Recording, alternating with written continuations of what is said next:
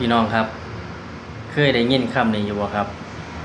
คำว่ากินน้อยๆแต่ว่ากินนานๆเดี๋ยวขอสิมาบอกให้ฟังเด้อว่าเป็นหยังจะว่ากินน้อยๆได้กินนานๆเนาะครับเนาะเปรียบเทียบกับตัวข้อยเองเนาะครับเนาะแต่ก่อนข้อยเอาคลิปอื่นมาลงเนาะครับเนาะเออเอาคลิปอื่นมาลงคลิปแตกล้านแตกแสนครับผมยอดเหรียญโอ้โหขึ้นฮอด400-500เหรียญครับผมนี่นะคือสัญญาณเตือนแต่ว่าข้อยยังบ่ทันรู้เนาะครับเนาะเออเห็นว่าได้เหรียญยอดวิวหลายก็แฮงเอามาลงเนาะครับเนาะสุดท้ายมาถูกระงับบัญชีบ่ได้สร้างรายได้ต่อไปเลยครับผมภายใน2 เดือน3 เดือนเรียบร้อยเลยครับบัดนี้มาคิดเสียดายน้ำหนังครับผมย้อนว่าความโลภของข้อยเนาะครับเนาะ